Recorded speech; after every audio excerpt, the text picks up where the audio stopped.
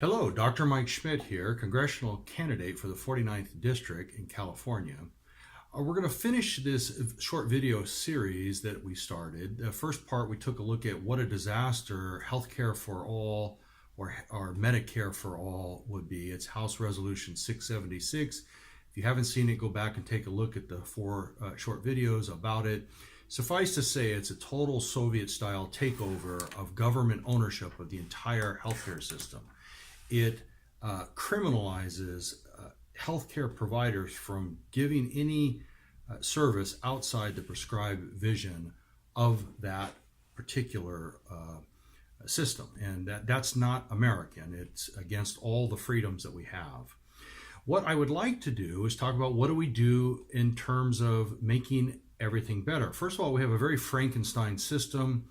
Regardless of whether you like Obamacare or not Obamacare, none of this stuff really matters. What we have to do is take and unify this system.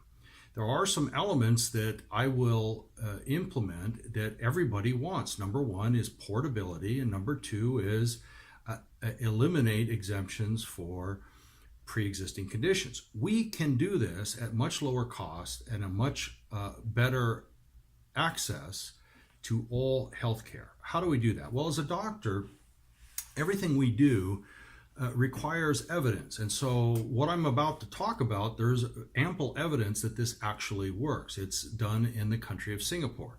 They have the same per capita GDP within a few $100s, same number of hospital beds. We actually have more doctors. They're ranked number 6 in the world in terms of World Health Organization overall care.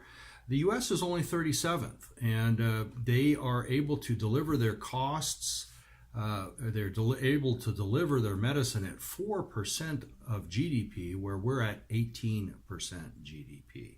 How do they do this? Well, there's two parts to this that make it work. First of all, it's single payer-ish, I call it, and it's government orchestrated but not government run. And the way this is accomplished is in two parts. Number one, we have mandatory health savings accounts.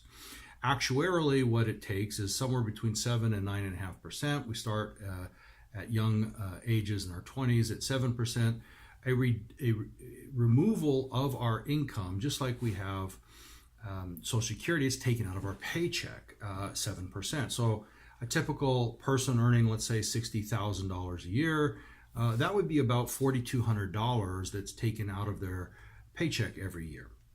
These accounts are yours. They're not going into some nebulous pool where the government gets a hold of it. It's your money to spend the way you want to on healthcare. It's coupled with back-end, countrywide, across state lines, health insurance, but really it's catastrophic health insurance.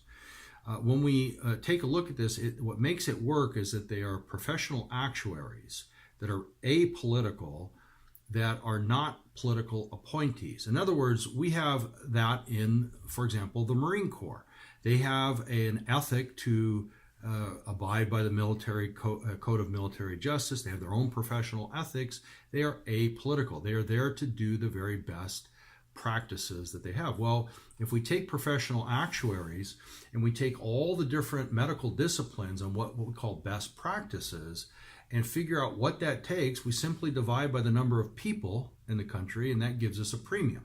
Well, in Singapore, when we convert for the US dollar, for someone in my age bracket, all the way up to 61 years of age, the premium is a paltry $296 per year. Not per month, but per year. And that takes care of basic long-term hospitalization and catastrophic care. The rest of that $4,200, if I don't want to, I will spend it on my premium. It still gives me about $3,700 a year to spend on medical services any way you want it. Well, one of the things that drives our costs so high in an office like this, which is primary-ish care, is about 40% of our overhead. It relates to dealing with all the different insurance mechanisms and pre-approvals and so forth and so on. And it's just a mess, and it's causing the cost to be embedded at that level. So by driving the cost down, by having competition and transparency in pricing, in our particular practice, very frequently, almost daily, we refer somebody out for an MRI. Imagine for a moment you need an MRI and you pull out your smartphone and you hit Uber, the equivalent of Uber MRI, and you find out where all the MRIs, and you find out that, oh, if I drive maybe 30 miles away, I can go visit my sister who lives in that town, and instead of it being $1,000, maybe it's $700. And so you just pay the amount directly out of your health savings account. You can negotiate with whomever you want. Maybe you don't need it now, maybe you want it faster. When we apply technology to this, which Singapore is not even doing, we will see the price come down on all sorts of medical care. We have a great example in LASIK. It's not covered by most insurance. People write it, pay cash for it. And we've seen that go from about $5,000 per eye down to $1,000 or less per eye. So we could see all of our healthcare costs come down, and that's how they accomplish this in the country of Singapore. It's through the competition. So at the end of the day, what we have is more access, better care, doctors and health service providers competing for each other. And it now allows the patient not to get the care that their insurance will pay for, but get the care that they want in conjunction with their doctor and make the choices that they want. So these health savings accounts are not only yours, they're transferable within certain family units. So if somebody else needs more money and you want to give it to them, you do it.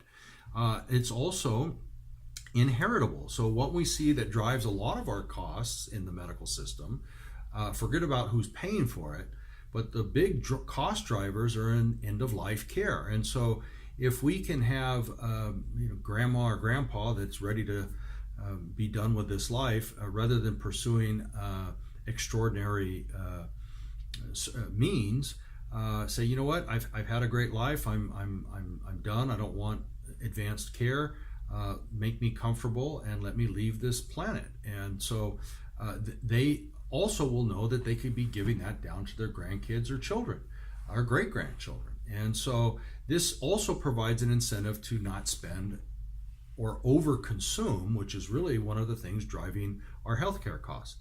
Bottom line is, if we don't take care of our healthcare costs, we will never get in control of our budget spending. And that's what really we need to work on.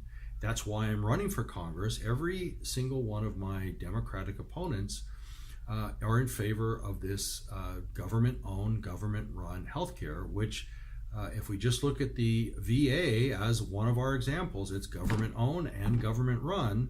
Despite all the good intentions, it's not functioning properly. And so why would we set something up that we know doesn't function when we have a very well proven other system out there? MikeSchmidtForCongress.com, June 5th is the primary. Please go out and vote. And if you know anybody in the 49th District, have them take a look at me. I would love to serve as your congressman.